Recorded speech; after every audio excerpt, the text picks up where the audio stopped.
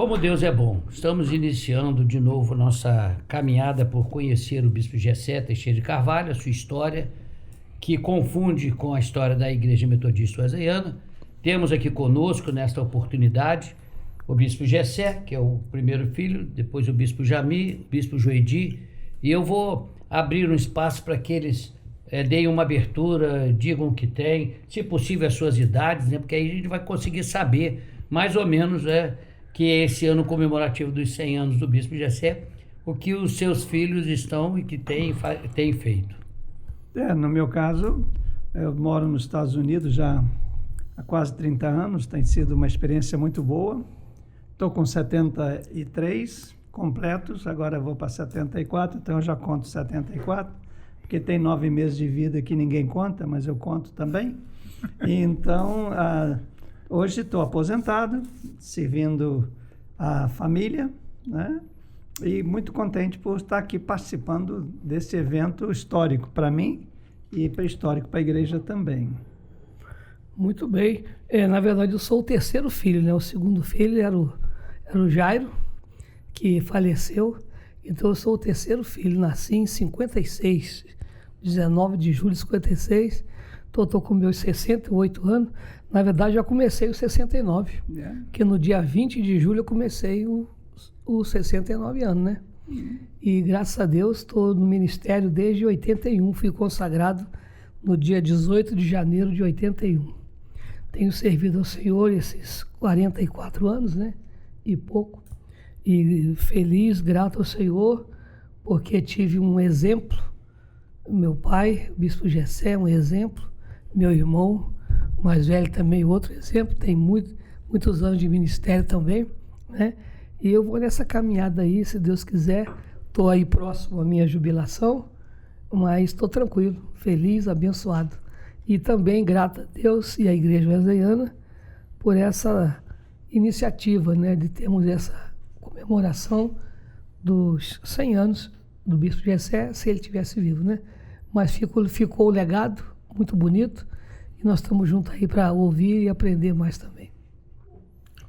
Bem, eu sou o Joedi, o mais novo, não tão mais novo assim, 63, 63 anos, moro em Curitiba, né, bispo da 5ª região da Europa, e estamos servindo ao Senhor e com a alegria de participar dessa identidade wesleyana, que na verdade o projeto é da identidade wesleyana, juntamente com meus irmãos, né, Bispo Gessé, Bispo Jami, e poder contar a história daquilo que nós vimos e vivemos. Hoje mesmo, andando aqui pelo acampamento, relembramos algumas histórias interessantes que fazem parte da nossa vida e que meu filho não sabia, e ao caminhar conosco hoje, aqui no Centro de Convenções, ele ficou sabendo. Então é muito bacana poder compartilhar com a igreja e com aqueles que estarão nos vendo e ouvindo sobre essa história tão linda. Eu não me apresentei, eu sou Adalberto Alves Rodrigues, pastor da Igreja Wesleyana desde 80, e hoje estou pertinho de jubilar, 69 também, completos, e pastoreando a igreja em Araras. E há muitos anos eu senti desejo e provoquei a família e nós para termos esse momento. Foi muito difícil porque o Bispo Gessé, ele tinha algumas particularidades que faziam com que ele não parece que ele não se apresentava sem se apresentar. Ele não era uma pessoa que queria se apresentar, aparecer. Eu acho que ele não queria que escrevesse um legado dele. Ele não tinha essas pretensões, esses sonhos. E eu quero agradecer o Conselho Geral da nossa igreja, que aceitou a proposta junto da comissão, e então permitiu que a gente pudesse fazer esse trabalho, que também não vai ficar só com o Bispo Gessé, mas com os jubilados mais antigos, né, que pertencem à nossa amada denominação. Mas eu quero começar logo o negócio aqui. Mas antes de você começa, eu tenho que corrigir um negócio aqui. Eu falei errado. Eu já estou no ano 70. No dia 20 de julho eu comecei o ano 70, que eu já tenho 69. Então você fez 69. Eu já fiz 69. É que você não já parece, tô agora parece completando. com 60. Não parece. É porque eu sou bonito, quem é bonito esconde a idade, né? Eu achei que ele ficou te olhando com um cara assim, como que dizendo assim, Pô, ele tem menos idade do que eu. Ele ficou te olhando com um olhar de repreensão, reparou? Não percebi, não. Mas eu sou 6 meses mais velho que você. 6 meses. Mas olha só, tem uma outra coisa interessante aqui, né? Nós falamos do bispo Gessé, tem aqui o bispo Gessé, tem o bispo Jamir, o bispo Joedi, e o bispo Jamir chegou a dizer que antes dele houve o pastor Jairo, né? Sim. Que era dentista, tentou ser empresário, e um monte de coisa, acabou no ministério mesmo, e acabou partindo para o senhor, servindo ao senhor na igreja de Niterói. Né? E tem mais uma pessoa que faz dupla com o Joedi, a Alzira. Alzira. Então, quer 15 dizer, minutos mais velha do que eu. 15 minutos mais velha, é verdade. Que é interessante, que ela quebrou uma cadeia, né? Porque todo mundo lá em casa é com J. Gessé, Jairo, Jamir e Joedi. Ela tinha que ser Joana, ela virou Alzira. Essa é a história da família, né? Da família e o legado. Agora, algumas coisas que ficaram para esse momento e que eu gostaria de provocar aqui é o seguinte: o que o bispo Gessé fazia nas horas livres dele? Tinha hora livre? Vocês que são os filhos mais chegados e tal, eu cheguei a ter algumas horas livres com ele quando ele já estava jubilado, né? Mas antes eu não... Mas eu até tive alguns. Claro que teve.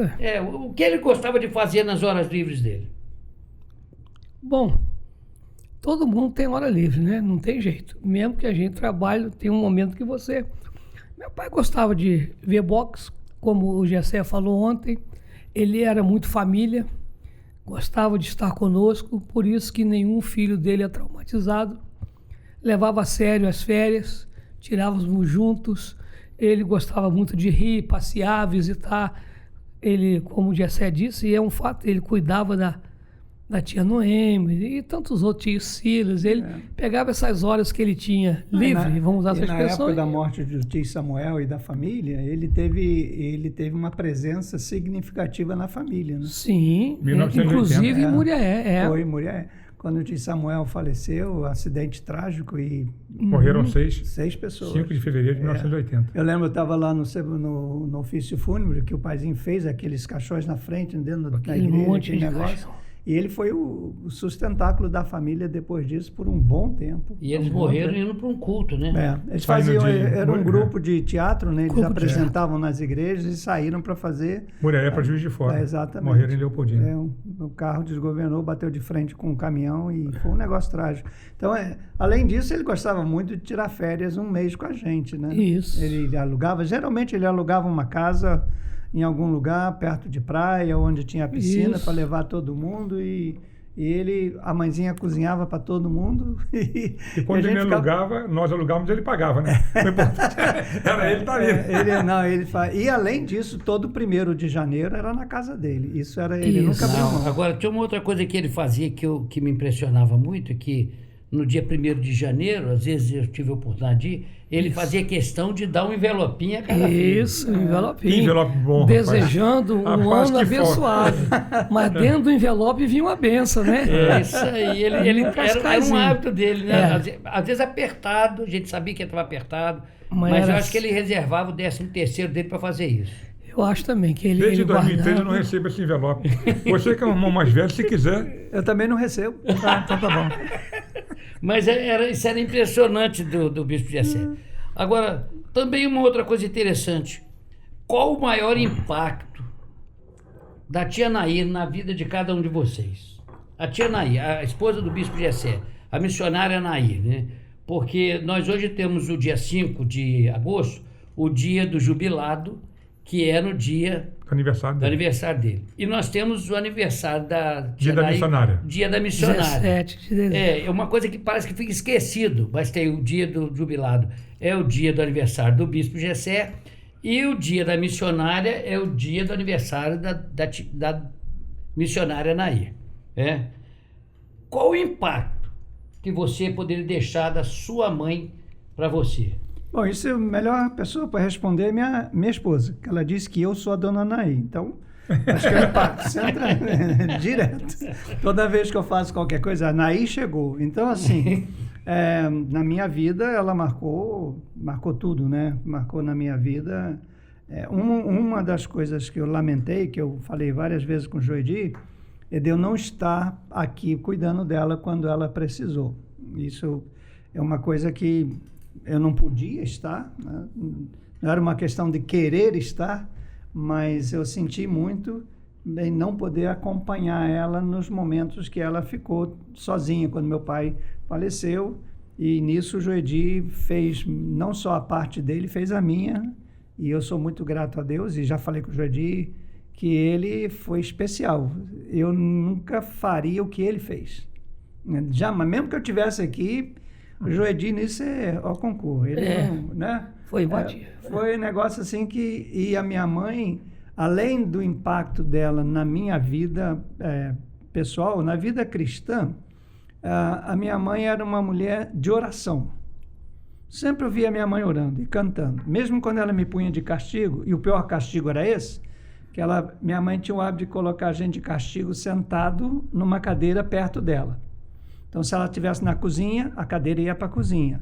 Se ela estivesse no tanque, a cadeira ia para perto do tanque. Se ela estivesse, então, e cantava. Ela cantava uns hinos para irritar, né? Ela cantava aqueles hinos, olhava para mim e tal. Mas até a correção dela era uma correção que, como vou dizer a você, inspirava e fundamentava em alguma experiência cristã. Então, ela tinha todos os defeitos que uma mulher tem, que um ser humano tem, mas ela tinha uma qualidade única para mim, particularmente, que isso eu aprendi muito com ela. Uma fé inabalável. Tudo que, nessas doenças todas que meu pai passou, nessas crises todas, ela sempre dizia assim, ela nunca dava tempo ruim para ela.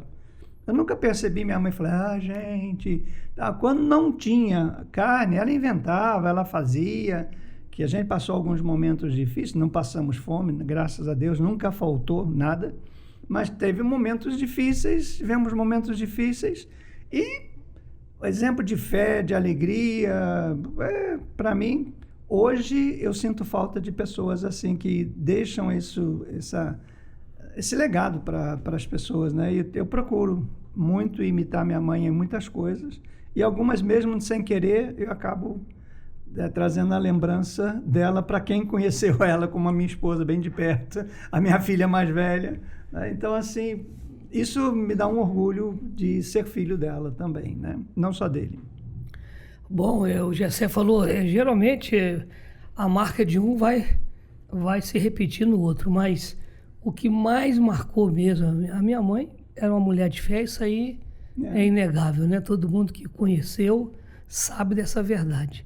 Mas o que mais marcou a minha vida foi a fidelidade dela para com o Senhor no que diz respeito a dízimo e oferta e o seu compromisso com a vida de oração.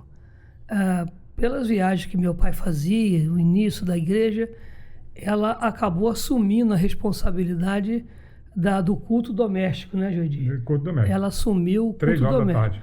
Todos os dias, 3 horas da tarde. Faça sol, faça chuva, estávamos onde estivéssemos, tinha que sair, voltar e ir para o culto. E às vezes eu estava lá jogando bola e tal, ela gritava lá, Jairo, Joedi, já me culto. Aí os meninos zombavam da gente, vive e tal. Chegava lá no culto, cada um tinha que tirar uma promessa. Ela lia, explicava, depois tinha que ajoelhar e cada um fazia uma oração. E se você fez oração rápida, querendo ir embora logo pro jogo, ela era a última a orar. Aí ela orava 1 hora, 1h30. E a minha sempre mãe... de joelho, né? E sempre de joelho. Não espantou vocês do evangelho? Não. Então, assim, orar depressa era bobagem. Não adiantava. E a minha mãe, rapaz, ela ensinou pra gente, além de uma fé, uma vida de oração, ela ensinou pra gente a fidelidade. A minha mãe, vocês sabem disso, ela fazia muito negócio. Meu pai e minha mãe, quando morreram, deixaram casas por causa dela, né? E a minha mãe era interessante, ela dizimava do lucro da casa. E ela falava assim, vou vender essa casa por tanto, vou comprar uma por tanto. Aí eu vou usar aqui eu não lembro mais os valores. Vamos supor que ela dizia assim, vou comprar uma casa de 70 mil. Ela ia olhar uma de 100. Aí eu gostei, essa aqui eu vou comprar. Aí o cara, pois não, só que eu vou dar 70. Aí o cara, não, mas eu quero 100. Aí eu disse, não, o senhor vai para casa a hora, só vai me vender ela por 70. Passava alguns dias, o cara vendia ela por 70. Vendia. Aí ela pegava o dízimo, ela tinha comprado 50, teve 20, e entregava. Pra gente ver, ensinando. Qualquer negócio que Ela mandava a gente levar até o envelope, leva lá na coloca lá no então, assim, gasosilagem. foi uma marca que eu aprendi e coloco em prática na minha vida, né? Desde que eu me entendo por gente, eu não me lembro de ter deixado de dizimar nenhum mês da minha vida. E com essas viagens que eu faço, às vezes chego numa igreja e aí alguns pastores, né, dão uma oferta. Na igreja seguinte que eu vou, eu dizimo o valor daquela oferta que eu recebi. E assim eu tenho feito. E assim como minha mãe, por causa disso, né, meus pais foram prósperos, eu estou seguindo o mesmo caminho deles, né? E qualquer um que quiser ser próspero tem que ser fiel. E eu aprendi isso com a minha mãe, além da fé, além da oração, da verdade. A minha mãe era uma pessoa hospitaleira, muitas marcas boas, né, que impactaram a vida da gente. Hospitaleira Era demais. Vamos lá. Além dessas que eles já falaram, né, é o empreendedorismo dela, né? Ela tinha uma visão, o livro que o Gessé falou, Um Homem Além do Tempo, se pudesse estender, uma mulher além do tempo dela também. Porque ela tinha uma visão de negócio incalculável. Minha mãe era para negócio, e interessante que ela não só dizimava das coisas que ela vendia, mas ela dizimava daquilo que ela ganhava. Por exemplo, alguém desse uma blusa para ela de presente, ela perguntava à loja e falava, se ficar grande eu vou trocar. Ela ia, via o preço e dizimava o valor daquilo que ela ganhou. Presente. Né? Então, assim, a parte empreendedora dela, de fé dela, né, muitas vezes a gente achava que não ia dar, ela teve uma época que nós vivíamos ali, né, com meu pai no Hospital Ruim e o Jairo no outro Hospital Ruim. Meu pai no Geral de Bom Sucesso e o Jairo em Niterói. Né, e ela na família ali, ela crendo, né, estando junto. Então, assim, é uma marca que, na nossa vida, que tem um valor muito grande para nós de ver essa mulher que tinha alegria de receber todo mundo. E, assim, era o casal perfeito, porque os dois não eram presos a dinheiro. Verdade. Né, os dois eram doadores, né? Isso aí, embora ela fizesse muito negócio para ter, mas ela também doava muito. Isso era... acho que todos nós temos esse legado dele de... Né? Que as esposas nem sempre concordam, nem sempre concordam, é verdade. A gente sofre um bocadinho. Sofre um bocadinho. É interessante que... Só uma coisinha interessante, é bom você falando isso, é que nessa época, a igreja wesleyana não dava chance para mulher, não. Liderança, não. E ela exerceu uma liderança sem nenhum questionamento dos pastores nem de ninguém. Não, a dona Naí pode. Né? Não era porque era esposa do bispo nem nada, é pela liderança que ela exercia. E ela, natural. Né? Então, na época que as mulheres não tinham muita chance, ela tinha o espaço dela que ninguém tocava. E o paizinho respeitava esse espaço também, que era uma coisa que... Né, ele não tinha esse medo de acharem que ela estava mandando, que ela estava... Em casa, eu e ela que decidimos. Ele sempre usava uma frase: eu e a Anaí somos um, que ela resolver. Às vezes a gente ia falar alguma coisa com ele ou com ela, fala com a tua mãe ou fala com teu pai, que resolver, está resolvido. Então, e era interessante que não era assim, para jogar um para o outro, não. Era para se resolver mesmo, que resolver. Agora, uma coisa que me marcou muito na tia Anaí, eu viajei muito com ela e com ele, vivi bem, né? É que ela dizia que ela ia acabar num asilo. Ela dizia que ela não ia dar trabalho para ninguém, ela queria acabar no asilo. Ela falava muito. Quando eu estava viajando com ela, ela falava isso. E não teve jeito. Tentaram colocar a enfermeira em casa, tentaram cuidar dela em casa. Eu acho que ela manteve isso. É interessante. E eu achei que era deixar isso aqui, mas era uma mulher ímpar. Mas sabe por quê? Porque ela sempre foi a pessoa que queria solucionar e não criar problema. É isso aí. Então, ela falou, eu não consigo morar com nora. Eu sei que não vai dar. Porque sogra e nora, né, não nasceram para ser feitos um para o outro. Então, mas quando eu for, ela sempre falava, olha, quando eu não puder, eu prefiro ficar num lugar, numa casa.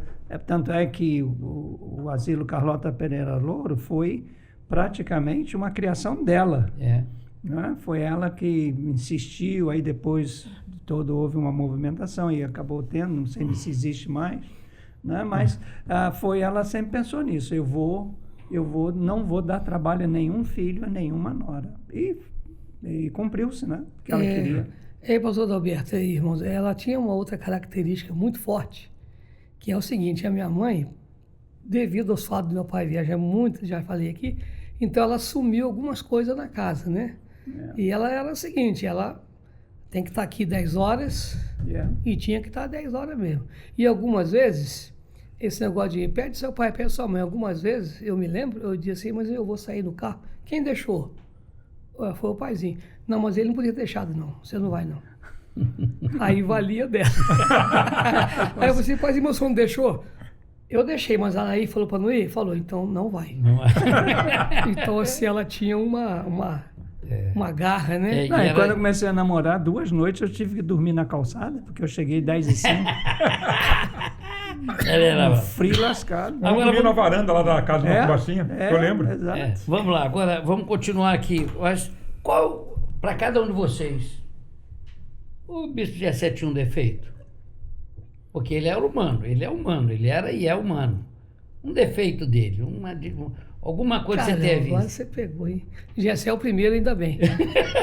Não, o defeito dele era não confrontar as pessoas na hora que devia ser. Eu sempre achei isso uma falha, não um defeito, mas uma falha. Meu pai, por ele não ser um confrontador, nós estávamos no carro e eu vi o Joedi falando com um dos pastores da região, da forma serena, tranquila, mas ele falando coisas bem duras que meu pai jamais falaria. E foi isso que eu acho que se tornou uma fraqueza no ministério dele. As pessoas sabiam que o bispo não ia confrontar.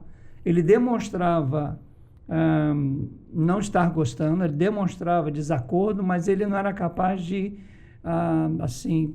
Era muito raro para ele fazer, a coisa tinha que Parece ir alguém que muito, eu muito. conheço. Mas Parece alguém que eu conheço. isso eu achava, muitas vezes eu falei assim com ele, o senhor tem que confrontar, então, especialmente quando falavam dele por trás e que eu ouvia, eu como filho chegava para ele e falava, não, meu filho, deixa. Igreja é assim mesmo, tem uns que gostam, sempre na igreja vai ter Judas Iscariotes, sempre.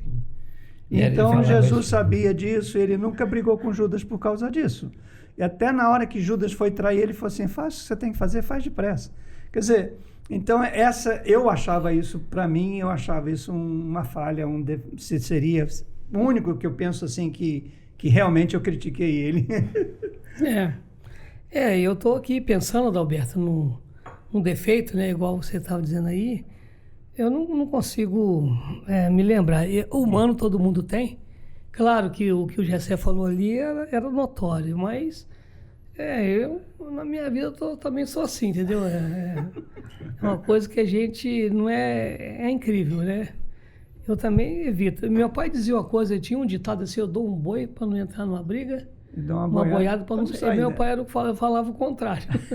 Eu não dou nada para entrar na briga, uma boiada para sair dela. Então, o negócio dele era não arrumar confusão. Né? Em todo lugar é assim. E se isso é um defeito, e eu concordo que seja, é o mesmo defeito que eu tenho. E é o que ele tinha também, né? E é difícil a gente conseguir mudar isso. A gente tenta, mas não consegue, não. Não tem nem o que falar, é só isso mesmo. E eu lembro de você várias vezes criticando alguns que criticavam ele na liderança, e ele dizia, então me arruma um nome melhor. Eu provocava e acabava me arrebentando todo. Vamos lá, vamos continuar que o negócio aqui tá bom. Eu queria saber o seguinte, qual era a rotina do bispo Gessé? Mais ou menos a rotina devocional. Ele era um homem de leitura, ele lia, como é que é? Como é que era, assim, dentro de casa, né? Porque eu via ele muito no escritório, ele de uma certa época, ele sempre teve escritório, ele veio de uma igreja que tinha gabinete, que era metodista. No início da igreja joseiana não tinha gabinete, não tinha escritório, então ele fazia lá na sala dele, até que ele provocou com o pastor Zé Moreira lá e fez o escritório. Mas o que você lembra do bispo Gessé lendo, ou o que ele gostava de ler, ou como é que era a devocional, o modo dele espiritual em casa, nos tempos dele? Eu, quando fecho os meus olhos, eu vejo meu pai e minha mãe de joelhos, todos os dias, de manhã e de noite. Ele chegava antes de dormir, a gente ia dormir, todo mundo na cama. Aí minha mãe quando ela ia deitar, desligava a televisão. Nenhum de nós podia ver televisão enquanto eles estivessem dormindo. Então ela desligava a televisão, colocava a gente para dormir, e ela e ele se ajoelhavam na cama, os dois, e aqui em Petrópolis, lá em Petrópolis, é frio. E eles de joelho no chão, os dois oravam, deitavam. De manhã cedo, quando eu acordava para ir para a escola, ou coisa assim, eles estavam de joelho orando. E meu pai tinha uma meta que ele cumpriu: um livro por mês. Ele lia um livro por mês. E ele lia toda a Bíblia uma vez por ano. E isso ele cumpriu. Eu só via meu pai lendo. A gente ia de férias, estava lendo. A gente ia viajar, estava ele lendo. Isso era a rotina dele, mas não é lendo qualquer livro. Livro devocional, livro espiritual. A vida devocional dele era exemplar. Era exemplar. Para mim, foi o homem que eu mais vi orar em toda a minha vida. Gessé falou tudo, né? O que me impressionava muito é como que ele conseguia, né? Dar conta de tudo e ainda ler livro. Eu não sei se é porque eu tenho muita dificuldade de ler, e essa coisa boa dele, quem pegou foi o Joedi, da leitura. Eu não. Eu leio livro porque eu tenho que ler, não que eu goste de ler. Eu digo isso e é uma verdade. Meu pai gostava de ler. Ele saía de férias, ele lia. Como é que o cara está de férias, vai ler, né? Então, porque ler para mim é trabalho, é necessidade. Ele não, era prazer. Então, um homem de leitura, um homem de oração, um homem de uma vida ilibada, né? E mesmo em casa, veja como é difícil. Nós éramos 5, né? Como é que 5 filhos deixam o cara em paz para fazer leitura e coisa assim? Então, por isso que eu acho que muitas dessas leituras e oração eram feitas no escritório. Porque a rotina dele também era ir para o escritório, tendo gente para atender ou não. Não tinha ninguém, ele ia também, ficava lá. Ele levantava, tomava café e ia para o escritório. Exatamente. Então, eu, por exemplo, gosto muito de ler também quando eu estou no escritório.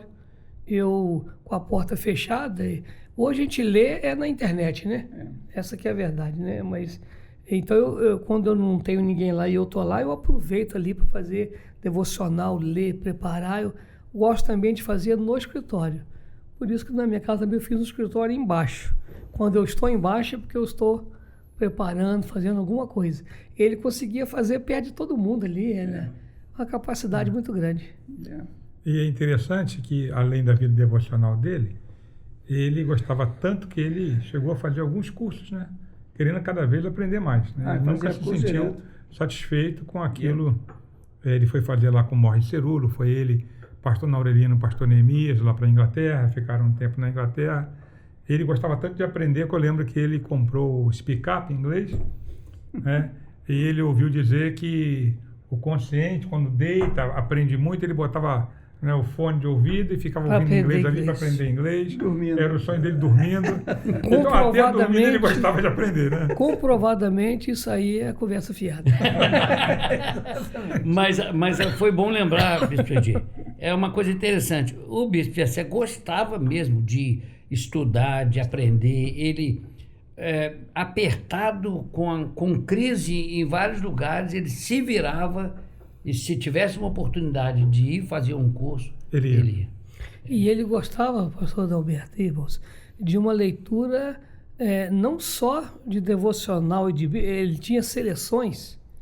Não é? Ele era assinante, ele lembra disso, ele fazia questão quando chegava. Para a gente aproveitar o momento e ler. Sentar lendo. Sentar lendo. E ele tinha um conhecimento geral muito grande, meu pai. Ele assinava seleções de algumas revistas da época. Ele tinha Barça, saía novo, ele comprava, um homem culto. Isso eu peguei dele, eu gosto de ler um livro por semana. Esse aí gosta de ler também. Eu gosto de ler um livro por semana, assino 4 rodas, seleções, eu gosto de ler.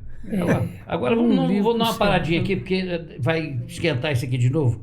Mas dizem que o Bispo Jessé, logo assim que ele se decidiu pelo ministério e começou a vida dele ministerial, nós já falamos que ele deixou a sociedade.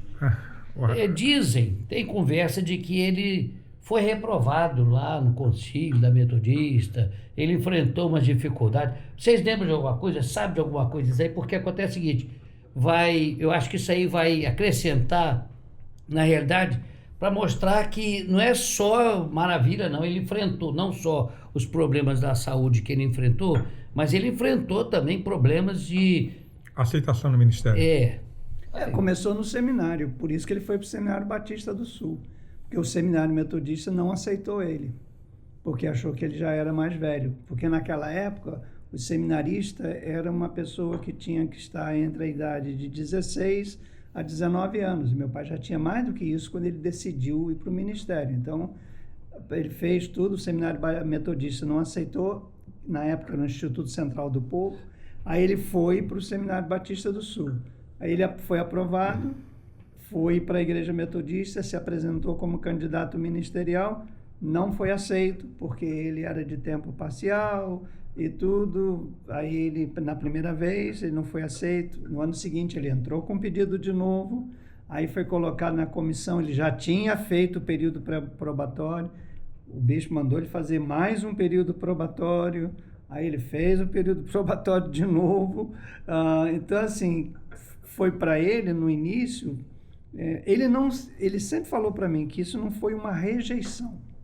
Ele achava que isso seria um desafio até para ele ter certeza do chamado dele. Então, cada rejeição, né, que ele sofreu, ele não considerava uma rejeição, ele considerava que isso é para reafirmar o chamado dele. Então, ele passou por isso com muita tranquilidade e, né, onde ele ia, ele fazia inscrição para, como o Jamil já falou, ele se inscrevia para qualquer curso, até sem meio saber, se era bom, ele se inscrevia. Muitos dele, ele não era aceito, ele nem ligava, isso não me aceitou, não, vou fazer aquele, numa boa, ele nunca ficou chateado por causa dessa rejeição que é inicial, né? Que era no sistema metodista na época, você tinha que ser provado mesmo, se você não fosse provado, e ele não desistia, não, nunca desistiu. Eu não passei essa fase, né, claro, mas eu vi ele falando, justamente isso mesmo, ele foi rejeitado pelo menos umas 2 vezes, no sentido de que ele podia ser aceito e prorrogaram, né? E às vezes acontece isso hoje em dia, as pessoas ficam magoadas, mas eu entendo que tudo isso é Deus preparando a pessoa, entendeu? Para chegar numa posição, vem uma prova antes. Eu ouvi alguém dizer há pouco tempo agora que ninguém chega nas alturas sem antes não ir na profundeza. Foi no nosso congresso aqui que o tema é profundidade. Alguém pregando falou, ninguém chega na altura se não estiver disposto a ir na profundidade. E quando você começa a olhar esses grandes homens de Deus que chegam a posições elevadas, geralmente antes eles também chegaram lá embaixo, foram provados, né? E conseguem. Meu pai, realmente, eu sei dessa história que ele foi rejeitado algumas vezes, ele nunca correu atrás de posição e poder, mas ao vir para a igreja wesleyana acabou sendo o líder, o líder geral durante muitos anos, né? Até o final. É assim que Deus faz. Você tem alguma coisa aí, Júlio? Não, é a história que eu também ouvi, né, dele. Então tá bom. Que coisa boa. Verdadeiramente o bispo Gessé era um homem muito além do seu tempo. O que ele tinha, ou vocês conseguiram descobrir algum método de aprendizado? Já foi mais ou menos colocado aqui com o bispo Joedi, que ele queria aprender dormindo e tal, mas havia algum estilo, assim, que vocês poderiam aí pensar, um estilo de aprender? Porque, na verdade, o que eu via dele lendo muito e tal, ele era eclético, ele lia de tudo, ele não ficava preso a uma teologia, a uma como é que é, uma rama, um braço da teologia. Um braço, ele diversificava. Tinha conhecimento geral, né? Tem alguma coisa que vocês lembram disso aí? Como método de aprendizado? De aprendizado. Não, eu não me lembro. Eu não sei se seria um método, mas todas as oportunidades que se apresentavam para ele aprender qualquer coisa que fosse útil para o ministério, ele aprendia. Qualquer coisa. Se fosse no nosso tempo hoje, meu pai seria um coach. É verdade. Não para Pra ser exercer coach. mas para tirar dessa metodologia algo que fosse reforçar o ministério. Ele jamais seria um coach como é hoje no sentido de trabalho, mas toda a área de psicologia. Meu pai estudava, meu pai tinha coleções de psicologia, parapsicologia, que na época era chamado demônio. Eu tenho uma coleção que ele me passou de parapsicologia, que na época isso era do demônio, e ele estudava. Então, assim, tudo que ele achava que ia contribuir para o ministério dele, o desenvolvimento dele, ele aprendia. Ele não tinha esse negócio de, é católico, é isso, é aquilo. Ele nunca leu, pelo menos que eu saiba, literatura espírita, mas a literatura dos pais da igreja, ele lia todos, ele tem lá, eu tenho a coleção dele que ele me passou, da História Universal, enfim. Ele tinha como o Jamir falou, o negócio dele era amplo, ele não se limitava à religião ou à fé cristã, ele lia, nesses livros mensais, ele intercalava livro devocional, livro histórico, livro doutrinário, ele ia intercalando, ia lendo, e ele tinha uma coisa que eu não tenho, nunca tive, ele não misturava as coisas. Às vezes eu misturo tudo. E aí fica confuso, né? Porque você pega uma coisa, de repente você mistura, você faz uma confusão, né? Quando você vai ministrar, aí você sofre, porque a pessoa fala, ontem o senhor falou isso, hoje o senhor falou aquilo, eu digo, é mesmo, né? Mas por quê? Porque eu misturei o negócio.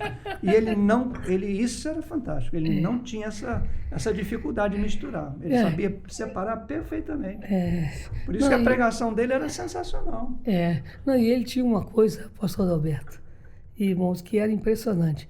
Meu pai sentava para ouvir qualquer evento que nós íamos, né? Ele era o primeiro a chegar, o último a sair. É verdade. Independente de quem estivesse falando. Ele não era seletivo, assim, não, aquele dali vai poder me contribuir com a minha... Não, vai falar, ele está ali para ouvir, e a verdade é que todo mundo que fala nos ensina alguma coisa. Claro. Verdade. É só você ter ouvidos para ouvir. Até o que a gente não deve fazer, ele ensina. Até o que não deve fazer. Exatamente. Eu ia numa igreja que eu falei com o pastor, toda vez que eu venho aqui, eu aprendo com o senhor o que eu não devo fazer. Isso me ajuda muito. É verdade, né? Bom, numa das minhas aulas de homilética, eu usei um aluno e disse, olha, você quer aprender tudo que ele fez aqui, não faça, está tudo errado. É uma maneira também de ensinar, né? Mas Agora, meu pai tinha a capacidade de ouvir todo mundo, qualquer um, qualquer lugar, e reter o que é bom e jogar fora o que não presta. E não criticava. Criticava. O pior é isso, que nós às vezes ouvimos uma pessoa que talvez não fale, não ensine, sim, não tem aquele conteúdo que a gente gostaria, que você sai falando, que pica fumo, que não sei o quê. Nunca ouvi meu pai falar de ninguém, depois que às vezes eu falava, nossa, perdi tempo. Ele falava assim para mim, não, você estava na casa de Deus, na casa de Deus a gente não perde tempo. Não importa quem esteja falando, ele não tinha o senso crítico ao ouvir, por isso que ele aprendia. E quando você tem o senso crítico ao ouvir, se a pessoa fala uma coisa... Chegou num ponto que é impressionante, ele não tinha um senso crítico de ouvir. Ninguém. Ele não julgava ninguém. Eu ficava impressionado que eu dirigia para ele, ia num congresso lá em São Paulo, ouvi um camarada falar um monte de bobagem. E ele não sai não, né? Ele fica até o final. Ele ficou em outra coisa. Depois eu vou viajar com ele de volta de São Paulo para cá, sou eu e ele no carro. Vocês sabem que eu gosto de dar uma beliscadinha, né? Eu dava a beliscadinha, ele ficava... E de repente ele fala assim, eu posso tirar o cochilinho? Ele não falava de jeito nenhum. Mas vamos continuar aqui hoje, Edil. Você quer acrescentar alguma coisa? Vamos em frente aqui. Não. Vamos em frente. Agora começa com eles, pô. Só eu. Só porque eu sou velho? Não, mas agora aqui vai uma boa. Vamos começar com o mais novo. Apesar de que começar com o mais novo vai ser injusto, essa daqui. Então. Beleza. Olha só. Eu aceito. Como é que é bom ser mais novo? Aqui, olha. Você sabe de uma crise de fé que seu pai tem enfrentado? Ele ou a sua mãe? Porque era interessante eles. Como o Gessé disse, eu acho que por eles terem começado muito a ter essa prática de estar junto em oração... E você lembra de alguma crise brava, Crise de fé. crise de fé, porque ele era provocado. É. Por exemplo, quando você estava conversando aqui do acampamento, talvez você não tenha, o Joedi, é por isso que eu estou dizendo, o Joedi não estava lá, mas foi uma crise quando ele quis comprar esse patrimônio. A igreja não tinha condições, a geral não tinha condições. É um negócio. Vocês lembram de alguma coisa, assim, uma crise que ele enfrentou de fé na denominação e ele soube sair dela? Não, porque meu pai nunca teve crise. Não, de fé não. Não, em Pode nenhuma. ter sido uma crise de Nenhuma. alguma coisa Eu administrativa saiba, e tal, não. mas crise de Porque fé. quando você fala crise, tem que definir bem a palavra crise, É. porque crise soa como você se sentir impossibilitado de alcançar aquilo que você se propõe. É uma crise. Por exemplo, eu tenho diabetes, então eu quero comer um bolo ou um pudim e eu decido não comer, mas eu quero, então eu vivo uma crise. Porque eu quero algo que eu não posso fazer. Apesar de que eu posso de qualquer jeito, não tem problema. Eu estou dando exemplo, né? Pode me dar pudim que eu como. Agora, eu não me lembro nenhuma vez, mesmo na crise aqui do acampamento, que foi crise para a igreja, não foi para ele. Eu nunca vi meu pai com crise, não me lembro, sinceramente, nenhuma crise, nem crisinha, nunca vi. Eu também não vi. Não Crise me de lembro. fé não. Não, nunca vi. Nenhuma. Eu vivi muito com ele, eu realmente acho que isso era muito difícil. Ele sabia, parece que ele já sabia que ia dar certo o negócio, aí ele conseguia. Não, deixa eu te acrescentar, não é que ele sabia que ia dar certo, para ele tanto faz. Pode Tanto ser fazia, também. se desse certo, bem, se não desse também, era que é a vontade de Deus. Meu pai tinha uma concepção de Deus diferente do que hoje eu percebo na própria igreja, que ele passou o conceito de Deus do meu pai era Deus como pai, não como poderoso Senhor, era como pai. Então ele sempre falava, Deus é pai, e eu sou filho dele, ele vai cuidar de mim. Talvez Então, por ele ter pedido o pai dele muito cedo. talvez, eu sei que a fé dele, a visão dele de Deus não era aquele Deus carrasco, vingativo, que se você cometesse um pecado te dá uma chicotada, se você não desse o dízimo. Eu nunca lembro do meu pai fazer campanha de dízimo, nunca. Ele nunca pediu dinheiro na igreja, ele nunca gostou disso, ele era uma pessoa Era assim, mesmo, né? se Ele Deus, era meio- se Deus quer dar, ele vai dar, e dava. Ele acreditava num Deus pai que amava o filho e que cuidava do filho, então ele não tinha crise. Faltava dinheiro, ele dobrava o joelho, amanhã vai. E chegava alguém, dava uma oferta, enfim. Isso para ele era normal. Não era assim, ele não dava como testemunho. Não, o pai faz isso. Qual pai que não faz? eu Quantas acho vezes, né, na nossa casa ele chegava, sentia falta de alguma coisa? Toma aí, Jami, toma aí, Jessé. Dava um dinheirinho, que trazia alguma coisa, saía para fazer uma compra. Eu acho que se ele teve alguma crise, foi na saída da Metodista que ele não queria sair. Mas Entendeu? também Que não por foi. ele não sairia. Poderia ser Talvez uma. a única. Não, porque amava a igreja. É. Nós somos metodistas desde É. 400 anos atrás. Exato. Amava a igreja, não queria sair. Se teve crise, foi naquela época que ele foi o último a entregar a carta, foi o último a tomar uma decisão. Isso, querendo ou não, é uma crise, ser. não de fé. Exato. Não de fé. Exato, Porque a fé dele continuava inabalável, né? Mas uma crise assim, poxa, eu vou deixar a igreja que eu amo tanto, que eu, né? Mas não teve uma outra opção, né? Vamos usar essa expressão. Eu acho que foi o mesmo sentimento que ele teve quando ele se aposentou. Porque Também. ele também queria, ele sabia que não podia. Porque ele se aposentou, sabia. mas ele continuava indo para o escritório. Continuava indo para o escritório. Mas aí você já continuava voltou indo a na responder. igreja, né? Porque vocês sabem que agora nós estamos respondendo algumas perguntas das pessoas Isso. da comissão que ouviram mandou pra nós. e mandaram para nós. Aí vocês já foram lá na frente, mas tem uma outra aqui que eu achei importante. Como vocês viam o pai de vocês como o pai que corrige?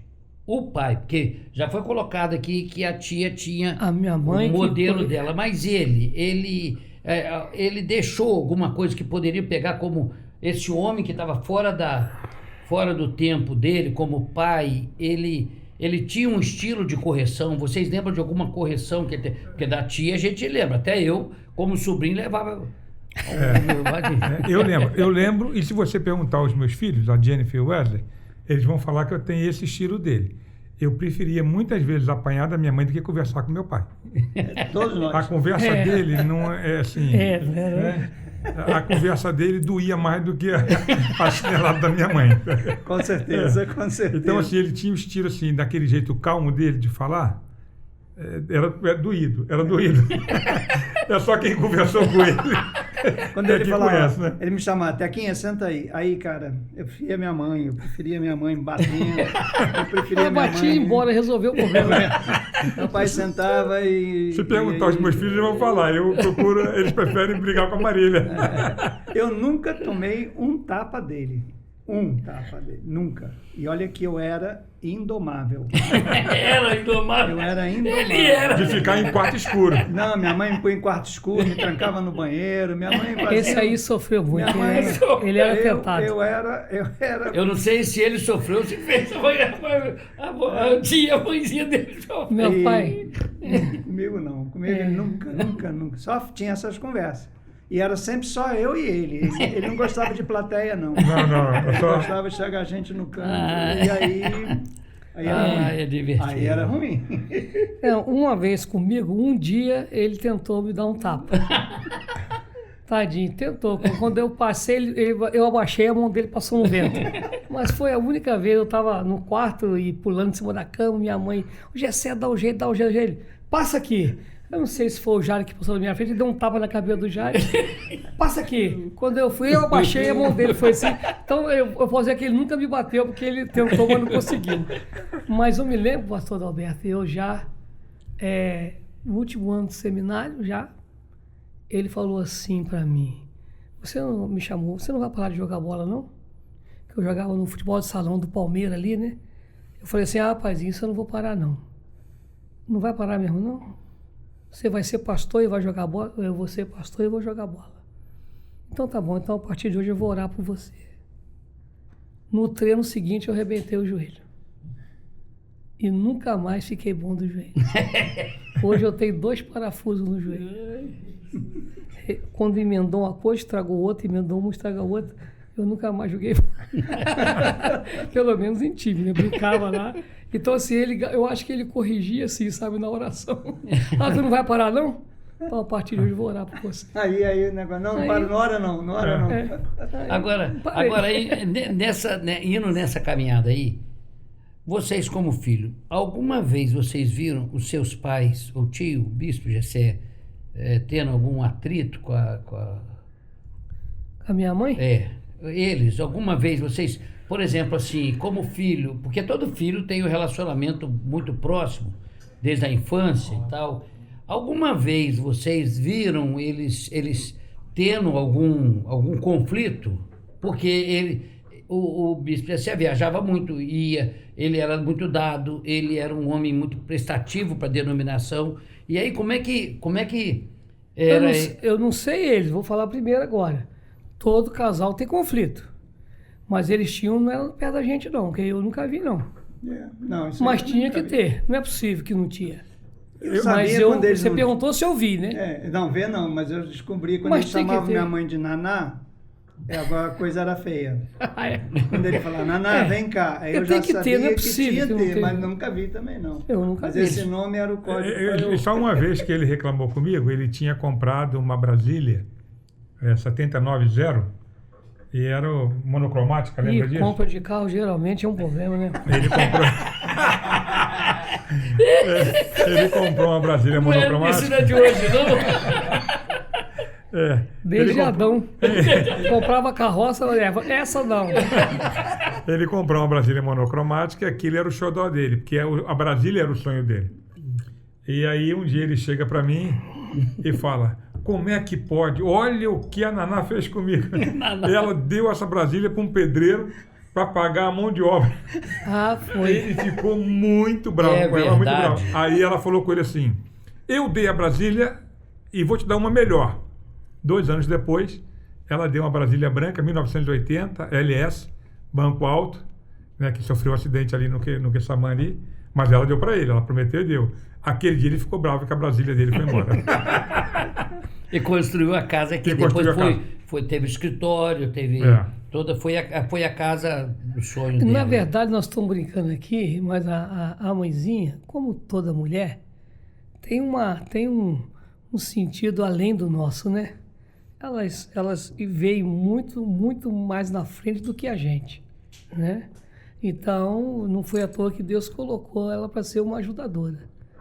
Então, a gente tá brincando aqui, mas geralmente quando elas não gostam, é porque o negócio não é muito bom mesmo, não. É verdade. Se você analisar o pé da letra, é assim mesmo. É muito ruim a gente admitir isso, mas é verdade. Eu tava É falando. ruim, mas estamos ganhando ponto com elas.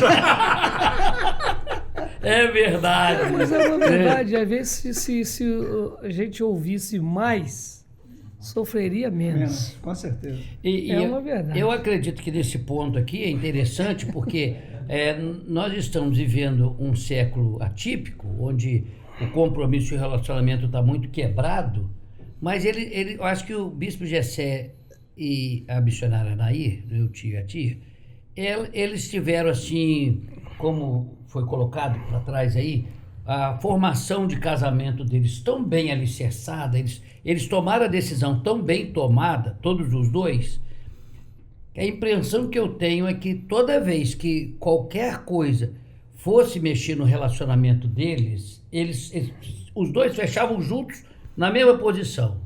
Aí eu até acredito aquilo que o Gessé colocou, que via. Eles oravam os dois, um lado a lado da cama. Você sabe, do pastor Adalberto, uma coisa que eu quero deixar registrada aqui é, por exemplo, eu nunca vi, não sei se meus irmãos viram, eu nunca vi meu pai ou minha mãe demonstrar, verbalizar alguma coisa no que diz respeito a um ciúme. Ah, não, isso é... Por alguma ação de um e do outro. Não é que eles não se amavam, porque quem ama tem ciúme. Mas eu acho que eles se amavam, mas confiavam demais um no outro. Quem confia não precisa ter ciúme. Quem confia não desconfia. Eu acho que esse é o legado deles. Aconteceu em rapaz, Cabo eu nunca Frio. vi cena de ciúme, nada. Em Cabo Frio, quando eles foram para Cabo Frio, meu pai era mais jovem, minha mãe também, e teve uma irmã da igreja, minha mãe me contava isso, a gente ria demais, que chegou para ela e falou: olha, dona Anaí, eu estou orando para a senhora morrer porque eu quero casar com o seu marido. Porque ele era bonitão e ele era... Aí minha mãe falou assim: só olhar pra pode parar de orar que eu não vou morrer. Eles não tinham. Agora, eu sempre penso assim, né? Eu quero amar a minha esposa como meu pai amou minha mãe.